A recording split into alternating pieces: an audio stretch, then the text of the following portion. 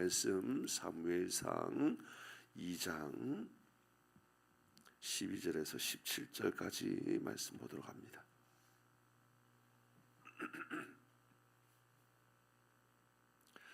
사무엘상 2장 12절에서 17절입니다. 저와 여러분들 한 절씩 읽겠습니다. 엘리의 아들들은 행실이 나빠 여호와를 알지 못하더라.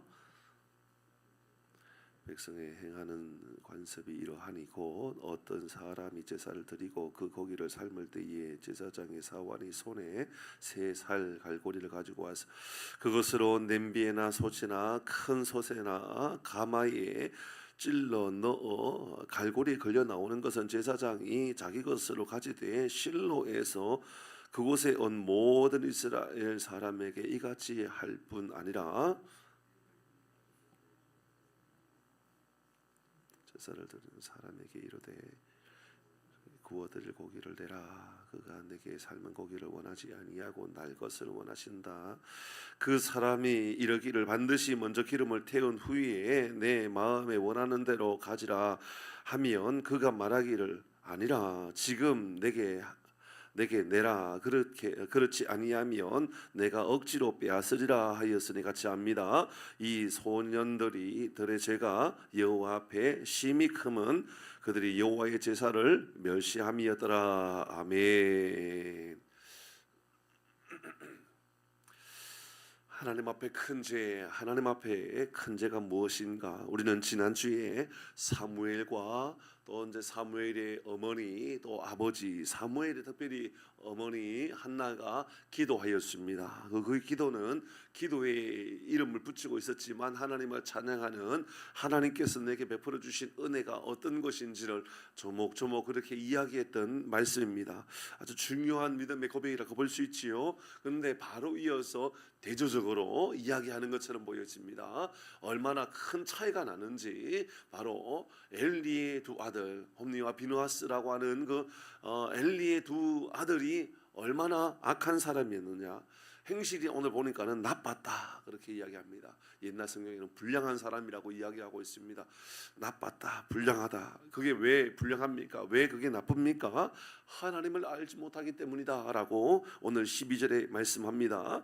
12절의 말씀을 보니까 그러니까 12절과 마지막 17절에 이르는 모든 말씀은 바로 그 이야기입니다. 엘리의 아들들이 얼마나 악한 사람이었나, 얼마나 하나님을 알지 못하는 행동을 하고 살아가는가를 이야기합니다.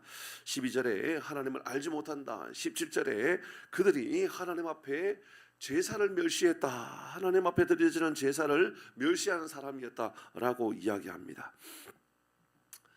우리가 먼저 생각해 볼 것은 엘리가 어떤 사람인지를 생각해 보고 싶습니다. 엘리가 1장에서 우리가 알고 있는 것처럼 엘리가 어떤 사람이었는가? 엘리는 성전 문 앞에서 의자에 앉아 있었던 사람이었다고 그랬습니다. 그렇죠?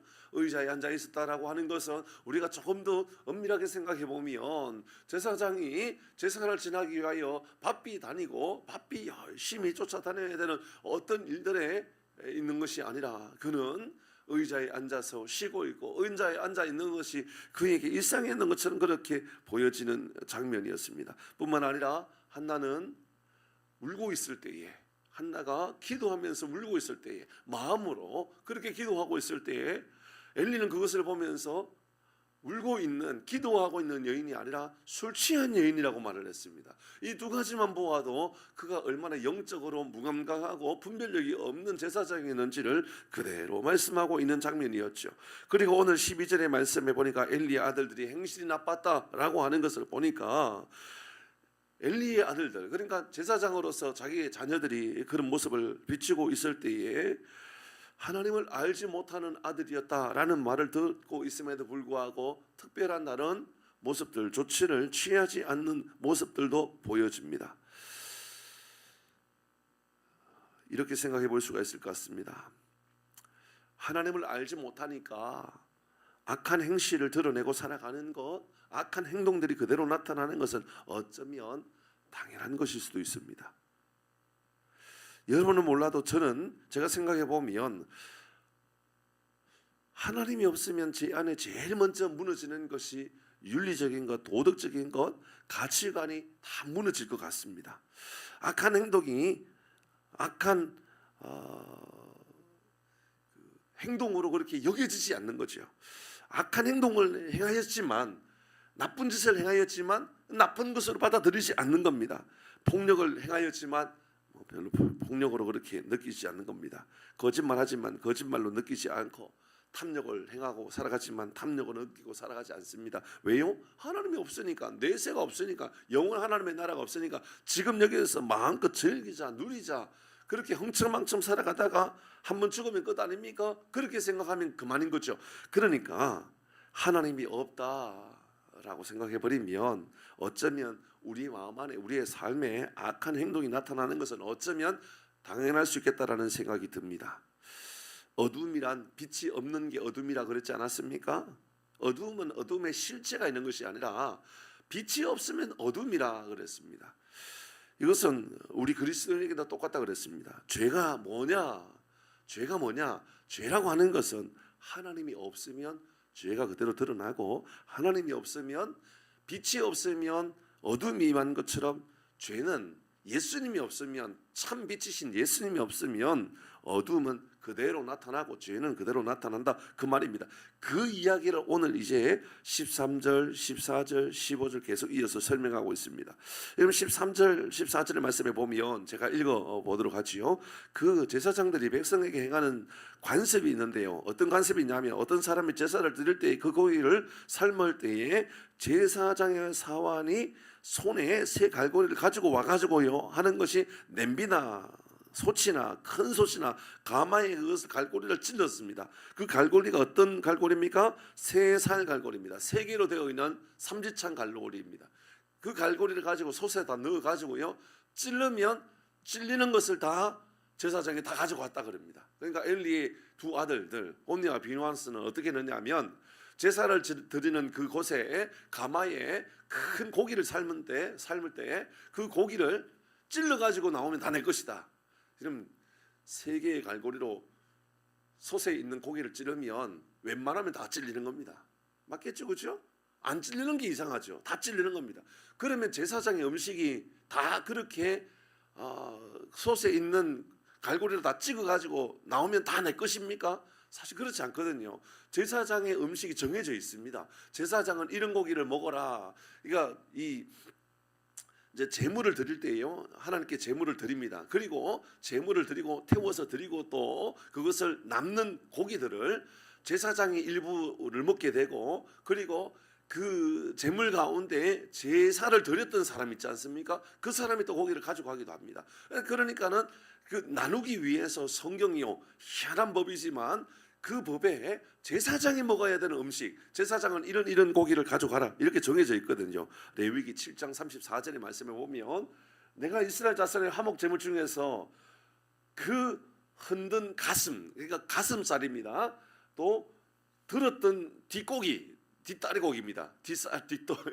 뒷다리 고기, 이것은 제사장이 가지고 가라는 겁니다. 가져다가 제사장 아론과 그의 자손에게 주었나니 이것을 먹으라고 이야기하고 있습니다. 가슴 고기, 뒷다리 고기, 이것만 있는 것이 아닙니다. 신명기 말씀도 한번 볼까요? 신명기 18장 3절의 말씀에 보면 앞다리와 두 볼과 위, 그러니까 내장 고기 중에 위 부분, 두 볼, 그러니까 턱살이 되겠죠. 위, 그러니까 두 볼이니까는 얼굴 쪽에 있으니까는 이 짐승의 턱 쪽에 있는 그 고기도 제사장이 먹으라고 이야기하고 있고요. 다리도 먹으라고 그렇게 이야기하고 있습니다. 그러니까 어느 정도 이렇게 정해져 있는 고기가 있단 말입니다.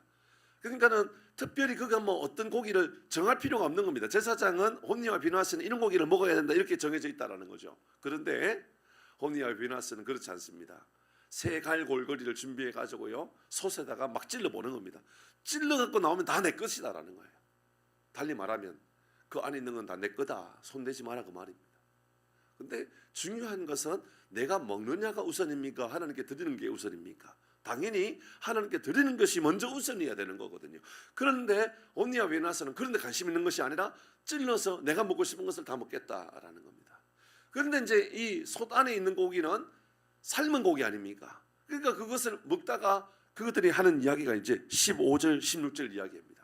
15절 16절의 말씀에 보면, 기름을 태우기 전에 제사장의 사원들이 와가지고 또 그러니까 홈니와 비누아스의 종들이죠. 그들이 와서 제사 드리는 사람에게 하는 말이 제사장에게 구워드릴 고기를 내라. 구워드리겠다라는 겁니다. 그러면서 내게 삶은 고기를 원하지 않는다. 삶은 고기 말고 구워 먹을 거다. 그러니까는 구워 먹으려면 어떻게 해야 됩니까? 생고기를 가져가야 되는 거예요. 그러니까 제물로 드려야 되는데, 그래서 제물도 드리고 삶아 가지고 드려야 되는 그런 고기가 있는데도 불구하고 그게 아니라 나는 구워 먹을 거니까 생고기를 내놔라, 이렇게 이야기하고 있는 겁니다. 이 모습은 다 하나님이 별로 중요하지 않고, 예배가 별로 중요하지 않고 하나님께로 드리는 그러한 예배가 별로 중요하지 않다라고 멸시하고 있는 모습을 그대로 우리에게 보여주고 있습니다. 이 이야기를 홈리와 비느하스를 통하여 우리에게 알려주고자 하는 바는 무엇이지요? 하나님 앞에 가장 큰 죄는 하나님을 인정하지 않는 것, 제사하는 일, 성전에서 나아가 예배하는 일, 그것도 아주 중요한 것이지요. 예배를 얼마나 잘 드리느냐는 아주 중요한 겁니다. 그것보다 훨씬 더 중요한 것도 있죠. 하나님의 존재를 내가 인정하고 살아가느냐입니다. 매일매일의 삶에 하나님이 나와 함께 하시는 하나님, 내게 은혜를 베풀어 주시는 하나님, 내게 능력을 더하시는 하나님, 그 하나님을 내가 인정하고 살아가느냐 못하느냐, 그 문제를 가장 중요하게 여기고 있다, 그 말입니다. 엘리의 제사장, 엘리의 아들들은 당연히 그 직분이 제사장의 직분을 가지고 있는 겁니다. 그러니까 홈리와 비느하스, 엘리의 아들들이니까 그들도 제사장이라고, 그리고 제사장들의 사원, 종들을 보내었다라고 이야기하는 거 보니까 그는 충분히 누리고 있고 충분히 가지고 있고 충분히 그들은 그 역할을 감당할 만큼 좋은 환경들을 다 가지고 있는 겁니다. 그러나 중요한 것은 하나님을 경험하지 못하고 살아가고 있다, 그 말을 하고 있는 겁니다. 사랑하는 교회 여러분, 오늘 이 새벽에 우리가 주님 앞에 나온 것은 우리 하나님께서 이미 우리에게 은혜를 베풀어 주셨기 때문에 아닙니까? 하나님이 나와 함께 하신다는 것을 우리가 믿음으로 고백하고 있는 것 아닙니까? 그렇다면 오늘 하루도 우리의 입술에서, 우리의 삶에서 언제나 하나님을 시인하고 하나님이 나와 함께 하십니다, 하나님이 내게 베풀어 주신 은혜가 너무너무 크고 존귀합니다, 믿음의 고백을 가지고 살아가는 우리 모두가 되기를 주의 이름으로 축복합니다. 이것을 복으로 여기십시오. 하나님, 오늘 나를 은혜의 자리로 불러주셨군요. 오늘도 이 새벽에 나를 이끌어 주셨군요. 여러분, 이것을 내 삶의 가장 큰 감사로 여기고 하나님, 내 입술에서, 내 삶에서 주님을 시인하고 살아가는 것, 그렇지 않는다면 오늘 성경 우리에게 그것은 악한 행실이라고, 하나님을 알지 못하는 것이 악한 행실이라고 말하고 있습니다. 하나님 앞에 선하게 쓰임받고 하나님께 기쁨이 되는 우리 모든 교우들 되기를 주의 이름으로 축복합니다. 기도하겠습니다. 하나님, 엘리의 아들들은 여전히 제사장이었습니다.